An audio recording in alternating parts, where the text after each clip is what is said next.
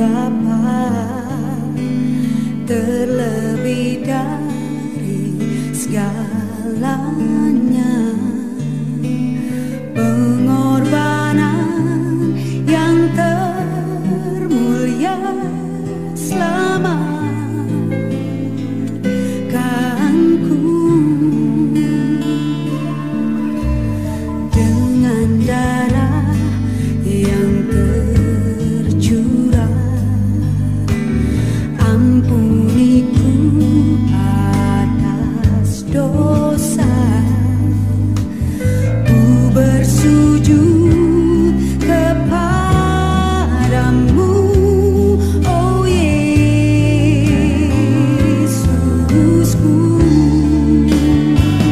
Engkau ku sembah, Kau yang terindah, pulihkanku dengan darah-Mu. Engkau ku sembah, Bapa mulia, seumur hidupku ku mau menyembah-Mu.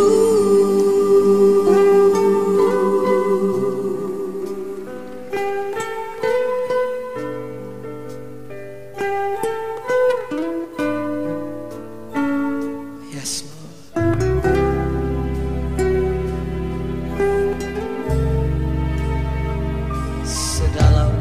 Dalamnya kasih-Mu Bapa,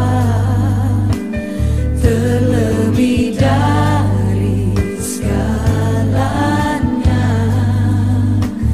pengorbanan yang termulia selamatkanku dengan darah yang tercurah.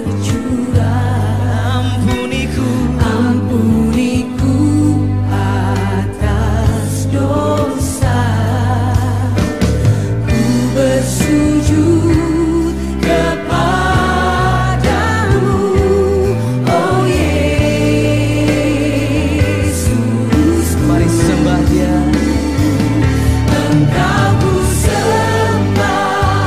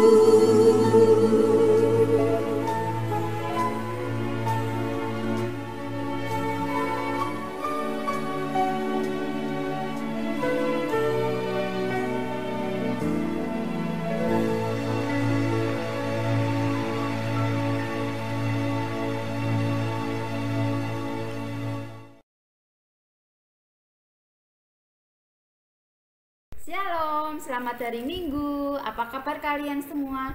Semoga kalian tetap semangat, tetap sehat, tetap kuat, dan tetap rajin mendengarkan firman Tuhan. Oke? Nah, minggu kemarin kita belajar tentang baptisan. Nah, tapi Kak Yeni sampai saat ini belum ada yang japri siapa yang pengen dibaptis ya. Jangan tunda-tunda. Kalau kalian udah mantap mengikuti Tuhan Yesus, cepat kita mau ambil bagian, kita mau pingin dibaptis ya. Jangan malu-malu, walaupun kamu sendiri nggak apa-apa. Yang penting kamu sudah mantap mengikuti Tuhan Yesus dan kita mau dibaptis. Nah, sebelum mendengarkan firman Tuhan, kita mau berdoa terlebih dahulu. Ingat, siapkan Alkitab kalian ya. Kita mau berdoa terlebih dahulu.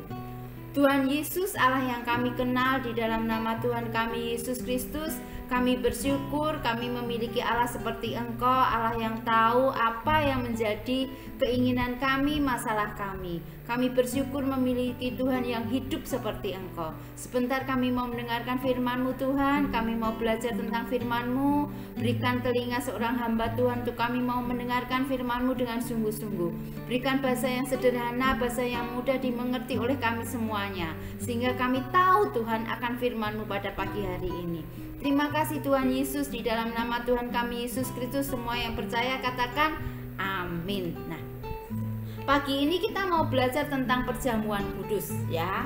Kita mau baca dulu Alkitab kita di 1 Korintus 11 ya, ayat 17 sampai 34. Nah, nanti kalian baca sendiri dari ayat 17 sampai 34. Nah, tapi Kak Yeni pada pagi hari ini mau baca ayat 24-nya ya. Kalian nanti ingat dari 17 ya. 17 sampai 34. Kita mau baca dulu ayat 24. Semua udah dapat 1 Korintus 11 ayat 24. Oke? Semuanya menyimak ya. Dan sesudah itu ia mengucap syukur atasnya, ia memecah-mecahkannya dan berkata, "Inilah tubuhku yang kuserahkan bagi kamu. Perbuatlah ini menjadi peringatan akan aku." Demikian juga ia mengambil cawan sesudah makan lalu berkata, "Cawan ini adalah perjanjian baru yang dimateraikan oleh darahku. Perbuatlah ini setiap kali kamu meminumnya menjadi peringatan akan aku. Sebab setiap kali kamu makan roti ini dan minum cawan ini, kamu memberitakan kematian Tuhan Yesus sampai ia datang." Nah, perjamuan kudus. Apa arti perjamuan kudus itu? Mungkin kalian udah tahu, perjamuan kudus itu adalah kalau di gereja kita ada perjamuan kudus minggu pertama. Nah, sekarang apa itu perjamuan kudus itu? Nah, perjamuan kudus itu artinya kita mengingat peristiwa kembali pengorbanan Tuhan Yesus waktu di kayu salib ya. Sebelum Tuhan Yesus menderita di atas kayu salib, sebelum dia ditangkap, dia juga melakukan perjamuan kudus bersama murid-muridnya.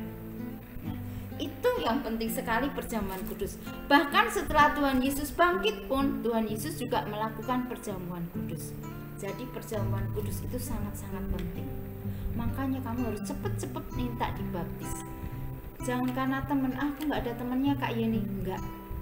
Nanti kalau kita masuk surga juga nggak seperti itu ya. Kita juga masuk surga itu masing-masing. Makanya kalau kamu sudah mantap mengikuti Tuhan Yesus, udah benar-benar percaya kepada Tuhan Yesus, ayo minta segera dibaptis ya.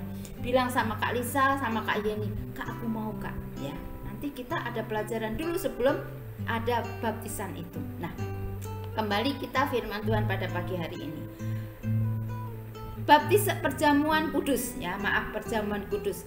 Kalau kita mengikuti perjamuan kudus, kita akan ingat bagaimana penderitaan Tuhan Yesus sebelum disalib. Ya, dia harus melewati saat-saat sangat menderita itu. Dia disiksa, dia dihina, diludahi. Untuk siapa? Untuk kita.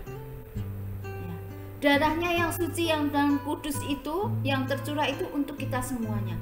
Bukan untuk anak-anak sekolah minggu, remaja, tapi untuk semua umat manusia yang percaya. Jadi kalau kita mengikuti perjamuan kudus, kita ingat bagaimana pengorbanan Tuhan Yesus itu, di mana dia sangat mengasihi kita, bahkan sampai darahnya yang suci dan kudus itu tercurah untuk siapa? Untuk kita. Karena apa? Tuhan Yesus sangat mengasihi kita. ingat. Jadi kalau kita ikut perjamuan kudus, satu hal yang harus adik-adik yakini, apa? Tuhan Yesus sangat mengasihi kita. Dia selalu ada buat kita. Dia sangat-sangat mengasihi kita. Jadi ingat, mengasihi. Ya, dalam perjamuan kudus kita harus selalu ingat mengasihi. Kalau di zaman dahulu kala, kalau perjamuan kudus itu setiap orang membawa makanan dari rumah. Mereka membawa makanan di rumah, dikumpulkan di gereja dan makan bareng-bareng. Jadi yang miskin bisa merasakan makanan yang enak-enak. Dan yang kaya, mereka juga senang bisa berbagi. Wah, dia bisa merasakan memberikan makanan yang enak itu kepada orang miskin. Tapi di jemaat Korintus beda lagi. Di dalam perjamuan kudus itu mereka berbeda. Itu menjadi ajang pamer. Jadi yang kaya itu membawa makanan yang enak-enak.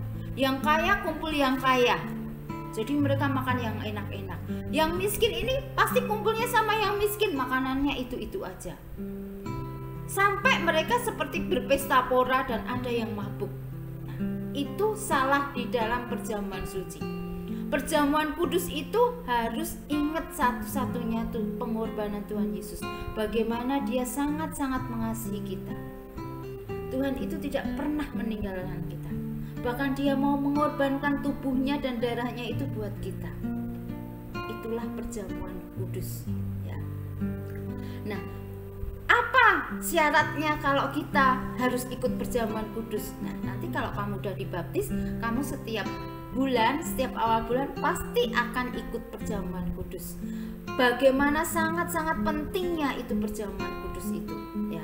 Makna dari perjamuan kudus itu sangat-sangat penting. 1.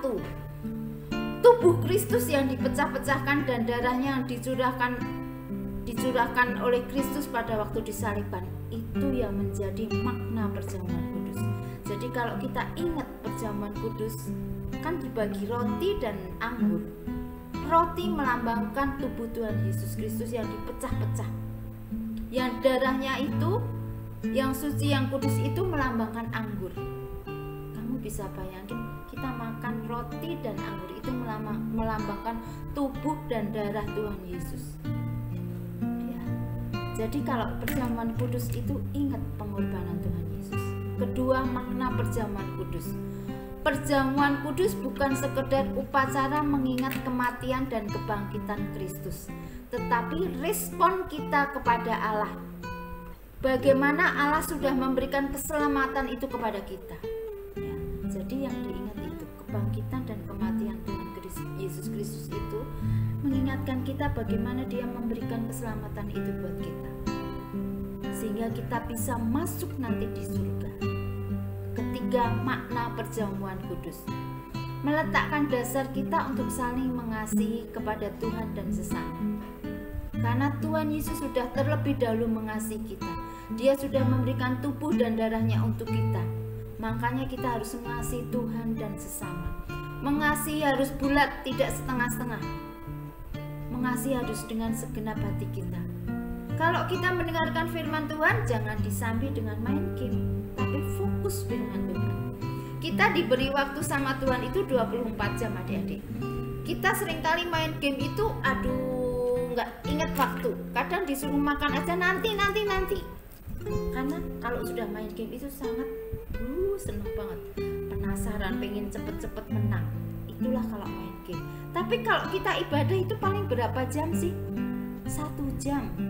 Jangan sepelekan dengan beribadah. Ya. Sekarang kalau kita besok sudah dibaptis, sebelum kita melakukan perjamuan kudus, ya, kita harus mempersiapkan diri. Ya, 1, kita harus tahu hubungan kita dengan Tuhan.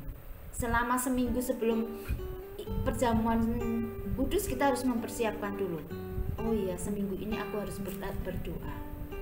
Nanti kalau nggak perjamuan kudus apa kayak gitu Kak Yeni? Iya, tetap harus berdoa. Tapi kita harus berdoa dengan sungguh-sungguh, Tuhan kami besok minggu mau ikut perjamuan.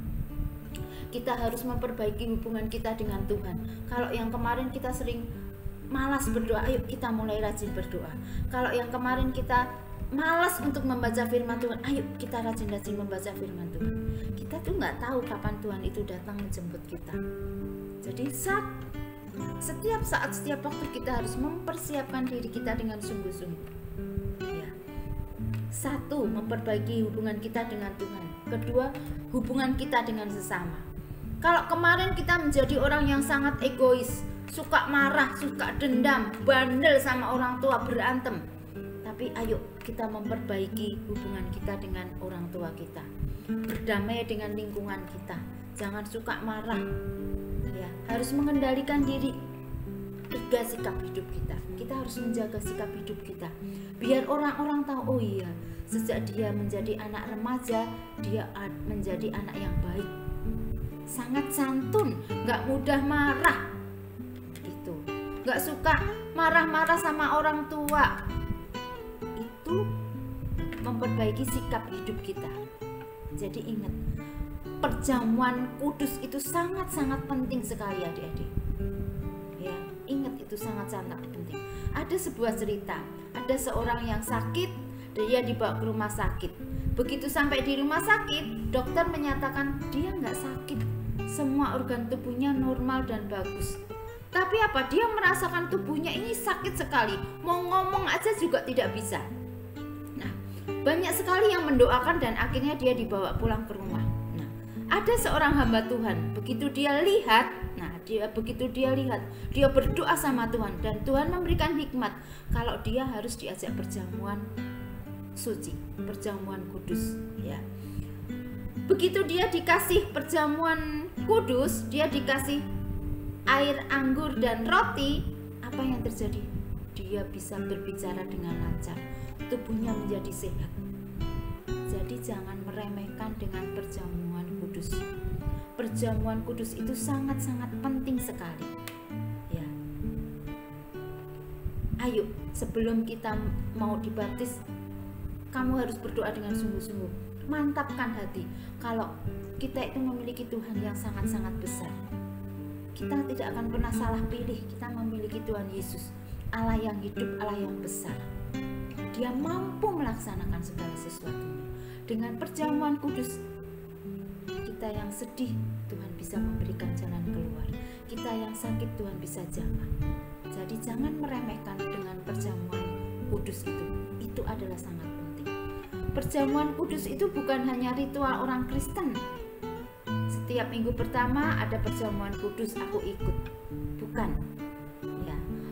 Perjamuan kudus bukan hanya aktivitas rohani, bukan menjadi aktivitas. Itu adalah sangat penting buat kita semua. Perjamuan kudus, kita harus mengikutinya. Perjamuan kudus memiliki dimensi surgawi yang luar biasa dahsyatnya.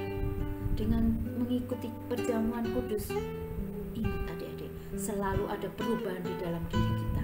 Selalu ada sesuatu yang baru di dalam kehidupan kita. Bahkan tubuh-tubuh kita yang lemah dikuatkan oleh Tuhan. Itulah perjamuan kudus. Sangat penting buat orang Kristen. Perjamuan kudus bukan hanya sekedar mengingatkan pengorbanan Kristus, enggak. Namun memiliki aspek sosial, yaitu mau berbagi kepada sesamanya tanpa memandang status dan golongan. Kamu kan orang Batak, kamu orang Jawa, kamu orang Cina, enggak. Di dalam Tuhan enggak ada itu semua. Hanya satu di dalam Tuhan, kita harus saling mengasihi. Kita mau baca di dalam 1 Korintus 11 ayat 26, ya. Sebab setiap kali, ingat, setiap kali itu bisa berkali-kali. Kamu makan roti ini dan minum cawan ini, kamu memberitakan kematian Tuhan sampai Ia datang. Jadi sangat-sangat penting sekali perjamuan kudus. Perjamuan kudus itu tidak hanya dilakukan di gereja, kita bisa di rumah juga bisa. Kalau yang sudah baptis, kita berdoa sama Tuhan, minta didoain mama. Kalau kalian sakit, minta didoain mama. Perjamuan kudus bisa dilambangkan dengan roti, misalnya roti tawar dan sirup. Kalau kamu nggak bisa pergi ke gereja, seperti itu. Ya. Dengan makan dan minum perjamuan kudus, kita akan memperoleh sesuatu yang baru dari Tuhan. Kita akan mengalami sesuatu yang baru bersama dengan Tuhan. Jadi ingat, ayo Siapa yang belum dibaptis, minta. Berdoa dulu sama Tuhan, aku mau dibaptis Tuhan. Bilang sama kakak-kakak sekolah minggu kalian, bilang sama pembimbing-pembimbing rohani kalian, Kak, aku mau dibaptis. Ya, berdoa dulu sama Tuhan. Tuhan akan memberikan kita kekuatan yang daripada surgawi. Amin. Firman Tuhan cukup sekian, kita mau berdoa terlebih dahulu. Tuhan Yesus, terima kasih untuk firman-Mu pada pagi hari ini. Kami mau Tuhan untuk dibaptis. Kami mau mengikuti perjamuan kudus, karena dengan perjamuan kudus itu akan sangat penting sekali Tuhan. Akan memperbaiki hubungan kita sama Tuhan. Kami akan mengasihi Engkau lebih dengan sungguh-sungguh Tuhan. Terima kasih Tuhan untuk firman-Mu Tuhan. Suara manusia boleh berhenti di tempat ini, tapi kami percaya Roh Kudus akan terus-menerus bekerja dan menguasai anak-anak kami. Setiap firman-Mu yang kami taburkan pada pagi hari ini akan tumbuh di dalam tanah yang subur. Terima kasih Tuhan. Terima kasih untuk anak-anak ini Tuhan. Kau berkati sekolahnya. Berikan hikmat yang daripada surgawi, kepandaian yang dari surgawi. Jadikan mereka berkat dimanapun dia berada. Berkati orang tuanya, pekerjaannya, dan keluarganya. Terima kasih Tuhan. Berkati selama seminggu ini. Dengan siapa kami bergaul, dengan siapa kami bercakap-cakap. Jadikan kami berkat untuk orang lain. Terima kasih Bapak, terima kasih. Pimpin kami selalu, lindungi kami selalu Tuhan. Tutup bungkus kami dengan kuasa darah-Mu. Halaukan dan jauhkan dari sakit, penyakit apapun, mara bahaya apapun. Tuhan lindungi kami selalu, Tuhan sertai kami selalu. Terima kasih Tuhan. Di dalam nama Tuhan kami Yesus Kristus, semua yang percaya katakan amin. Selamat hari Minggu, Tuhan Yesus memberkati.